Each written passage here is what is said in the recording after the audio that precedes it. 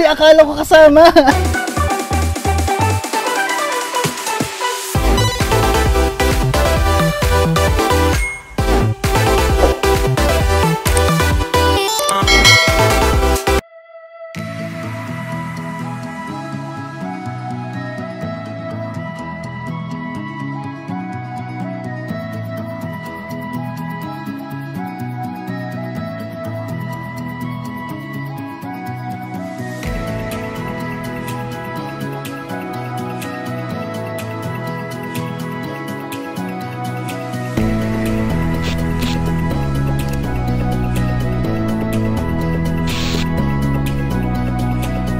Ang bayan ng San Nicolas ay isang first-class municipality sa Pangasinan.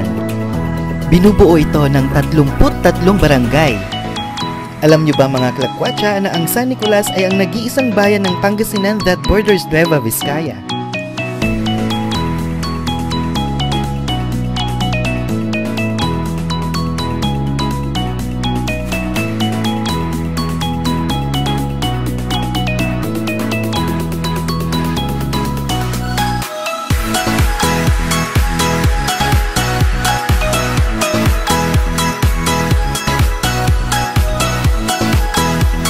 Ang pupuntahan natin ngayon ay ang San Isidro na isa sa mga barangay sa San Nicolas. Dito natin matatagpuan ang kauna-unahang pinakamalaking lomi sa buong Pangasinan.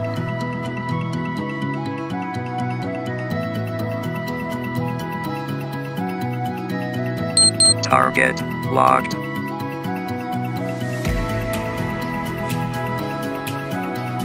Hello mga Kalakwatsa! Welcome back sa Louie TV! Nandito tayo ngayon sa San Nicolas, Pangasinan para tikman ang Giant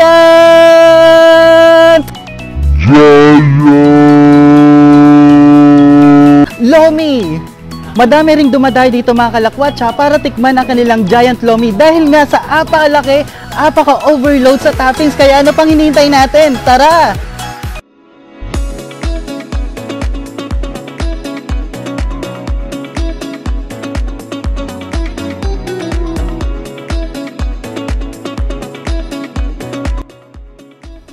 Taong 1968 nanira ng isang Chinese na iniluto ang lomi sa Batangas. At di kalaunay naging tradisyonal ng pagkain ng mga Pinoy.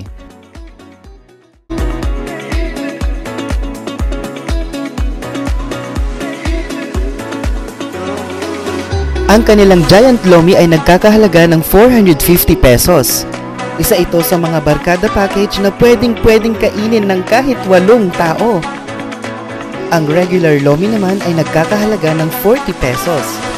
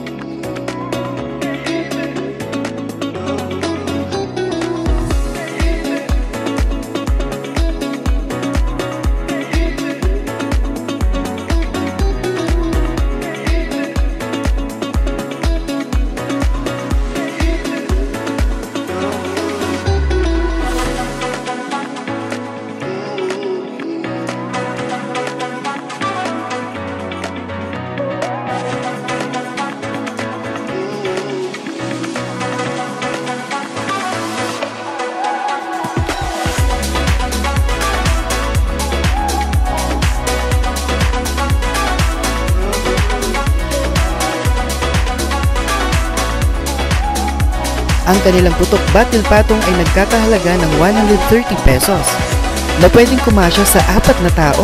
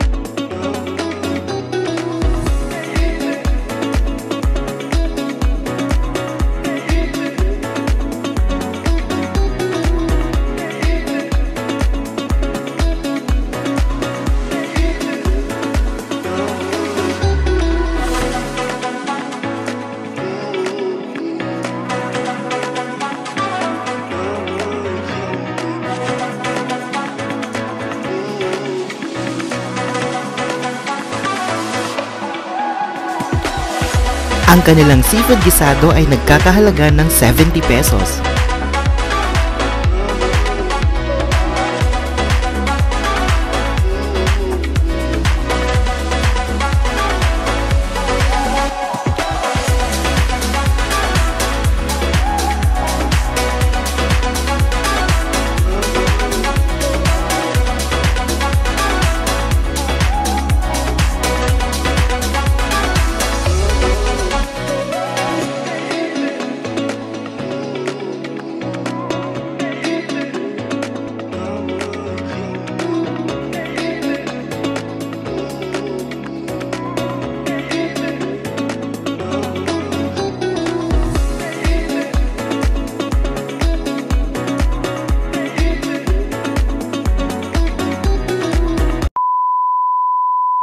Hello mga kalakwatsa! So kasama ko ngayon ang isa sa mga owners ng Marvin and Thea Pansiteria. So siya po ay si Sir Marvin. Yes, hello po. Alright, Sir Marvin, maraming salamat po sa pag-unlak sa amin dito ngayon sa Louie TV. So Sir Marvin, paano po ba nag-umpisa ang inyong pansiteria?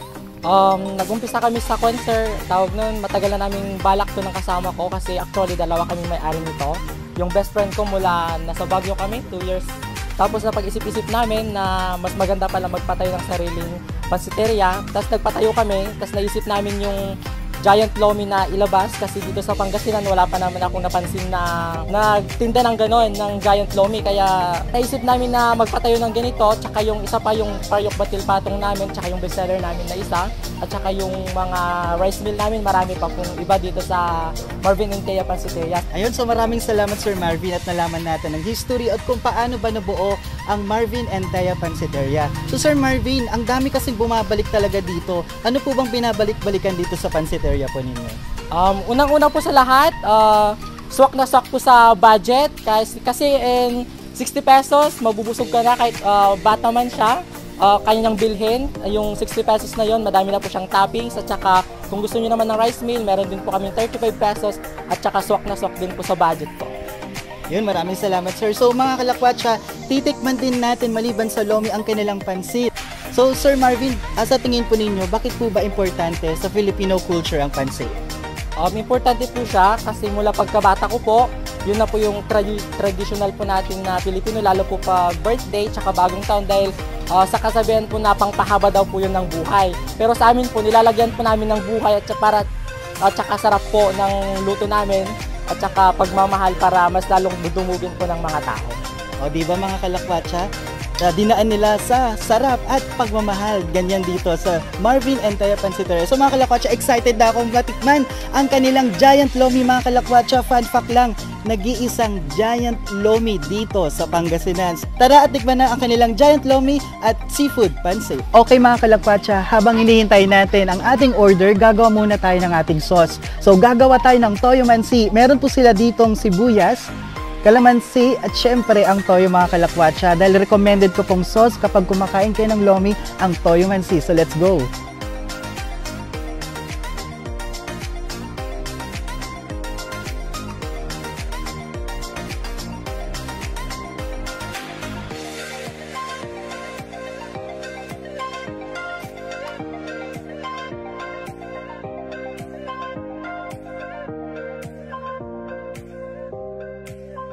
Sabi nga nila dito, ika nga mga kalakwatsa, kapag amoy kalamansi ang iyong daliri, naglomi yarn, ganun.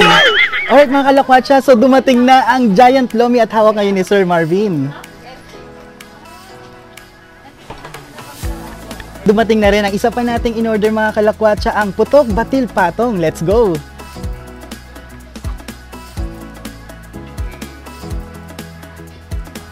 At ang panghuli nating in-order mga kalakwatsa ay ang seafood gisado.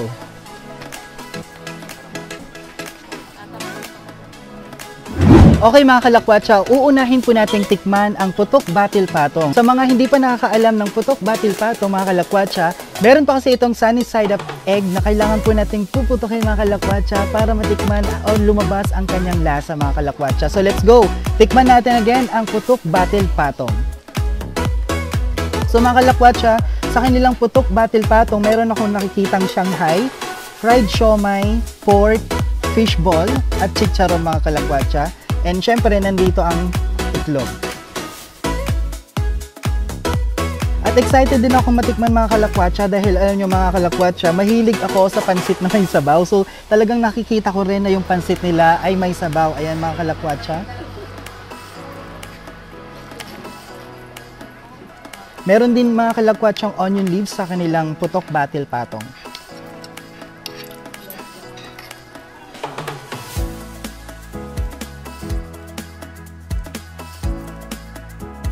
Okay mga kalakwatsa, titikman na natin ang putok batil patong.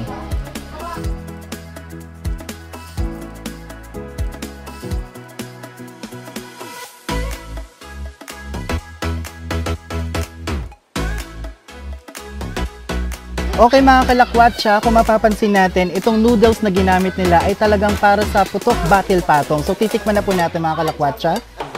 Lagyan natin mga kalakwatsa ng kalamansi para lumabas ang kanyang flavor. Samahan niyo ako sa aking first bite.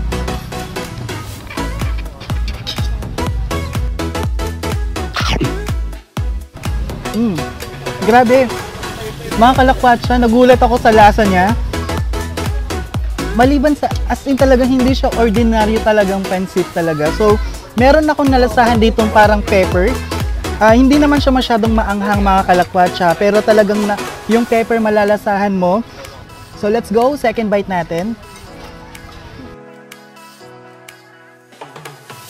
Alright mga kalakwatsa, lasang-lasa ko yung itlog na hinalo natin dito sa putok batil patong. At mga kalakwatsa, talagang lasang-lasa yung pepper niya. Which is ako naman, mahilig din ako talaga sa pepper. So napakasarap din pala talaga nito. First time ko lang din talaga mga kalakwatsa makatikim ng putok batil patong. So let's go!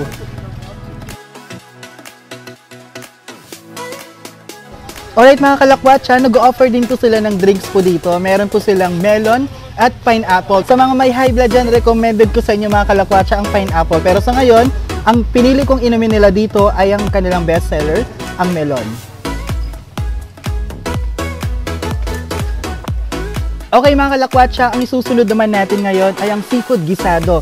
Grabe, ang nakikita ko sa kanilang seafood gisado mga kalakwatsa, meron po silang tahong, shrimp at saka crab. So grabe, excited ako dito sa crabs mga kalakwatsa dahil yung crab po nila, hindi lang po talaga yung sobrang liit na crabs. So let's go, tikman natin ang kanilang seafood gisado.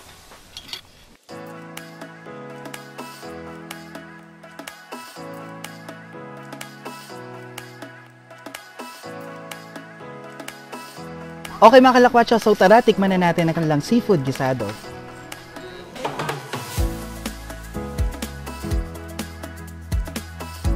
Alright mga kalakwatsa, nga pala, ang nagustuhan ko rin sa kanilang putok batil patong mga kalakwatsa, dahil nga iba't iba yung toppings niya, hindi ka talaga mauumay. So kung nakain mo yung chicken, pwede ka mag-switch sa pork naman. So talagang hindi siya nakakaumay at talagang maganda yung naisip nilang madaming toppings sa kanilang putok batil patong. Excited din ako matikman itong seafood gisado nila mga kalakwatsa. So yun din, kung mapapansin natin mga kalakwatsa, gaya nga ng sabi ko sa inyo, ang gusto ko talaga sa pansit is mayroon siyang sabaw. Yun ang kagandahan ng kanilang seafood gisado, mayroon talagang sabaw. So sobrang excited na ako, let's go. Samahan niyo ako sa aking first bite dito sa seafood gisado. Okay, mga kalakwatsa, dito naman sa seafood gisado nila, malalasahan mo talaga yung seafood sa bandang huli eh. So parang first bite natin or unang nguya natin is talagang pansit talaga siya. Malalasahan mo yung sabaw ng kanilang pansit. At sa huli na or aftertaste niya, meron talagang seafood. So nakakatuwa. Parang hindi ko ma-imagine na parang kumakain ako ng pansit na lasang seafood talaga. Okay mga kalakwatsa, ito na yung crabs nila dito sa seafood gisado.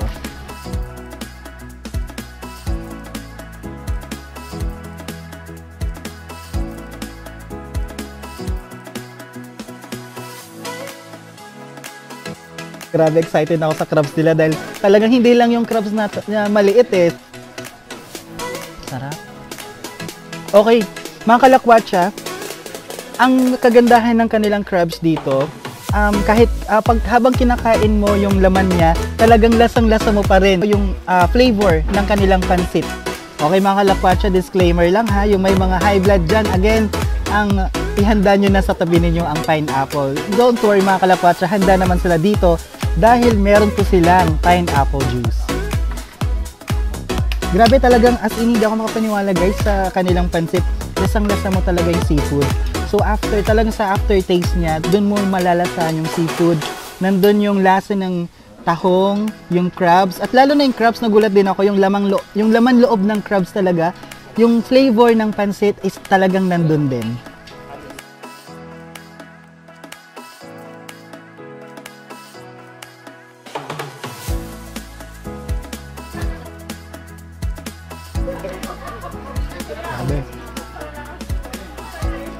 Okay, let's go mga kalakwatsa. Sobrang excited na akong matikman ang kailang Giant Lomi mga kalakwatsa. Again, ulitin ko lang mga kalakwatsa, ang Giant Lomi ay ang nag-iisang Giant Lomi dito sa Pangasinan at dito lang makikita sa Marvin at Thea Pansiteria.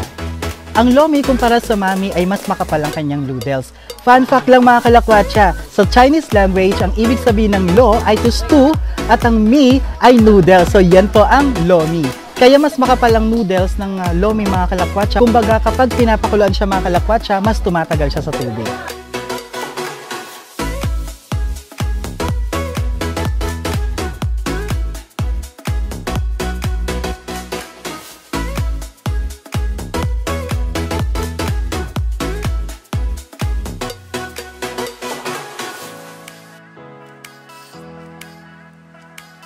Okay mga kalakwatsa, tara tikman na natin ang kanilang Giant Lomi mga kalakwatsa.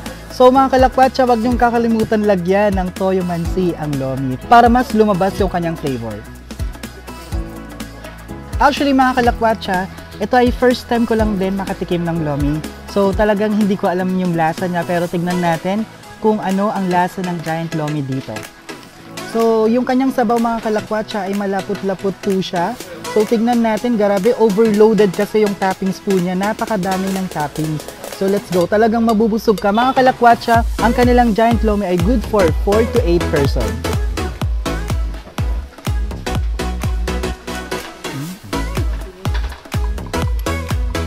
Ay, bongga. Grabe, mga kalakwatsa, nanunuot yung init ng kanilang Lomi. Ang sarap. So parang saktong-sakto ngayon dito mga kalakwatsa dahil medyo mahangin din siya. Okay. Mga kalakwatsa, grabe. Actually, talagang first time ko makatikim ng Lomi mga kalakwatsa.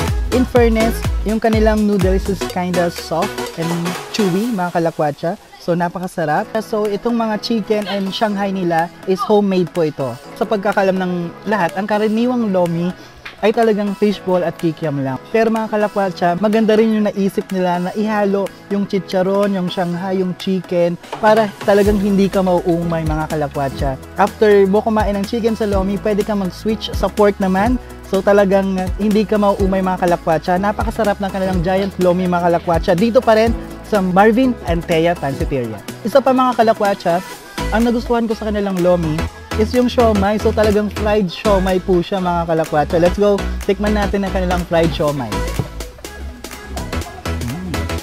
Grabe, hindi ko din inaasahan yung lasa ng siomai nila mga kalakwatsa. Talagang yung laman po niya, talaga is talagang madaming laman mga kalakwatsa, hindi lang po siya wrapper. Okay mga kalakwatsa, the more na nilalagyan natin siya ng toyo mansi at sibuyas, the more na lumalabas yung flavor ng kanilang Giant Lomi. So napakasarap mga kalakwatsa. Recommended ko to mga kalakwatsa, lalo na sa umaga mga kalakwatsa, sa mga bikers natin dyan. Pwedeng-pwede kayong dumaan dito dahil after yung mag-bike, talagang swak na swak sa umaga ang Giant Lomi dito. Alright mga kalakwatsa, so let's go, kain na muna tayo.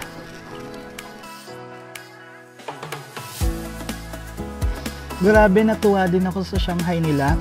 Punong-puno rin yung laman ng kanilang Shanghai. Hindi lang talaga wrapper Shanghai, kundi talagang Shanghai mga kalakwatsa. Good job, Marvin and Thea's Pansiteria.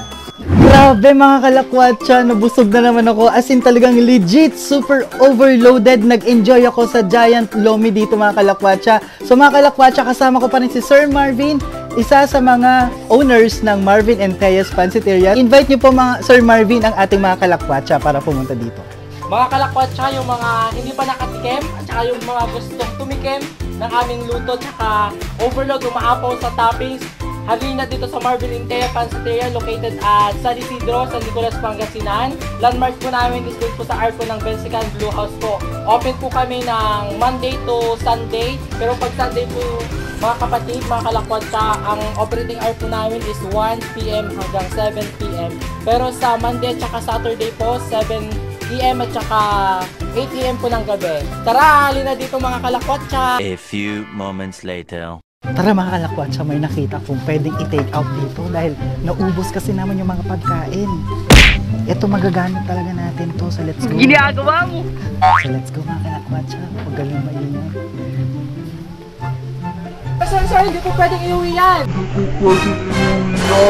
It was at this moment that he knew he fucked up. Ay, hindi po ba, sir? Opo, dahil hindi po yan kasama, sir! Ay, sorry, akala ko kasama. Okay mga kalakwatsa, so ibabalik na natin to mga kalakwatsa, hindi pala to iuwi.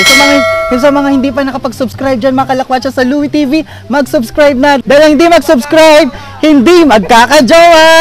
Balikan natin ang Crypto World Trader. Ano ang opportunity na ini-offer nito?